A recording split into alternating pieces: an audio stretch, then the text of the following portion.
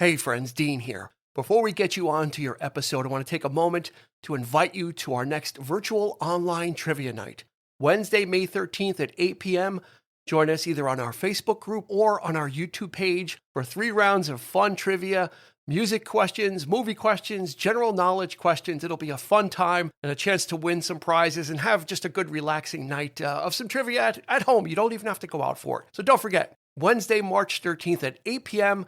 Join us on our Facebook group or YouTube for 3 rounds of fun virtual online trivia. We'll see you there. In this 3324 podcast quick hit, we're kicking off October with a perennial Halloween hit song that dates back to 1962 and features an impression that was pretty spot on. Also, we will talk about the breakout role for the actor that was being imitated in that song. All of this coming up next. You're listening to a 3324 podcast quick hit with Dean Legiro, where Dean shares stories and trivia about his favorite chart hits, actors, movies, and more. Welcome, friends, to this 3324 podcast quick hit. My name is Dean. You can find us on social media on Instagram and Facebook. We're at 3324 podcast, and on Twitter at 3324p. Quick hits come out every Monday, and full-length episodes about the music and movies that shaped our lives come out every Thursday. So please do us a favor, follow us on your favorite podcast provider so you don't miss an episode. So first up, Bobby Pickett was born in Massachusetts in 1940. Growing up, his father managed a movie theater, which allowed young Bobby the opportunity to see as many movies as he wanted, including those of horror icon Boris Karloff. Upon choosing acting as his career path, Bobby became adept at impressions, and Karloff came pretty easy to him. While in Hollywood, chasing his dream to become an actor, Pickett met up with some old high school buddies. They formed a group called the Cordials. One of the highlights of their set would be a cover of the Diamonds' hit Little Darlin', which has a spoken word section, a little bit of a monologue. Bobby, as a would-be actor, would do that spoken word section as Boris Karloff, and the crowd loved it, and the group loved his impression of Boris Karloff. One of the members of the group, Lenny Capizzi, suggested that maybe they should write a song about a monster trying to do one of the dance crazes of the era. It might be fun. Bobby wasn't interested. He felt that Hollywood was his calling, and he wanted to pursue an acting career and really give that a shot. Well, after about a year, Bobby secured an agent. But 2 weeks later, that agent would have a heart attack and pass away. Putting aside his pursuit of acting, Bobby reached out to Lenny, and in a one-day writing session, Monster Mash was born. Going full Karloff for the song, Monster Mash is a fun trip through a mad scientist's laboratory as the monster rises and starts a new dance craze. Now, where does this fit in 1962? Well, let's go to September 15th, that week. The Four Seasons would hit number 1 with Sherry, featuring Frankie Valli's soaring falsetto vocals. That would stay at number 1 for 5 weeks. So we fast forward to the week of October 20th, 1962, and Bobby, Boris Pickett, and the Crypt Kickers would hit number 1 for 2 weeks with the Monster Mash.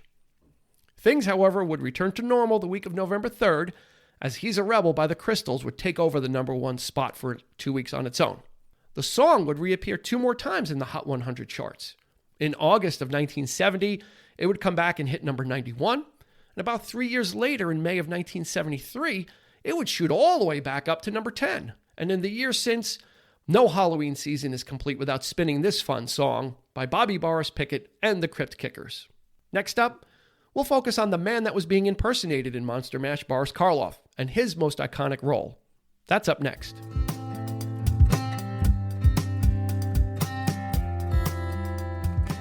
Born William Henry Pratt in November of 1887 in Surrey, England, William would change his name to the mysterious and exotic Boris Karloff in 1911.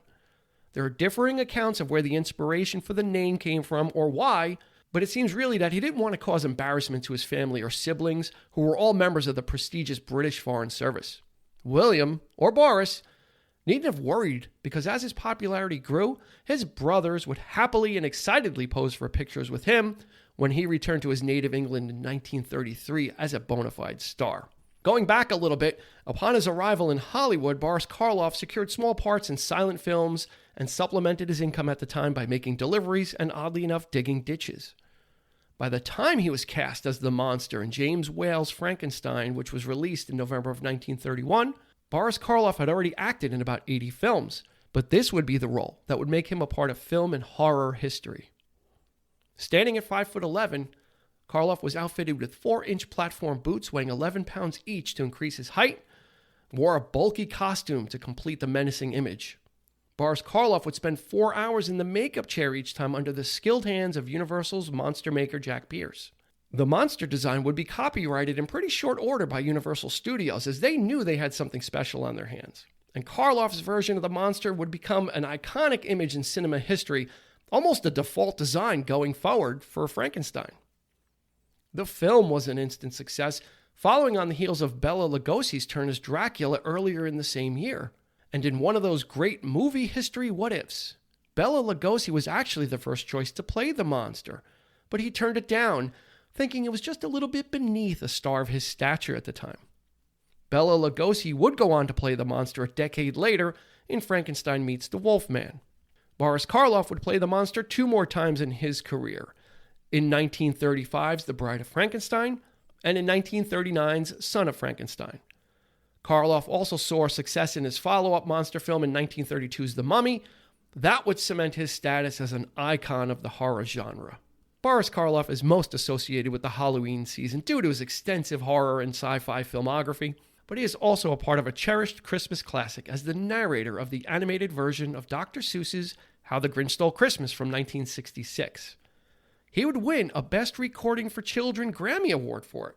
Boris Karloff passed away in 1969, but his influence is still felt today on filmmakers, artists, actors, and any child that has stiffened their knees and pretended to be Frankenstein's monster walking slowly towards their next victim. This has been Dean. Thank you for joining us for this week's 3324 Podcast Quick Hit. We're going to ask you to please be kind and rewind. This has been a 3324 Podcast Quick Hit. You can find us on your favorite podcast provider, so please like, subscribe, and rate to become a part of the 3324 family.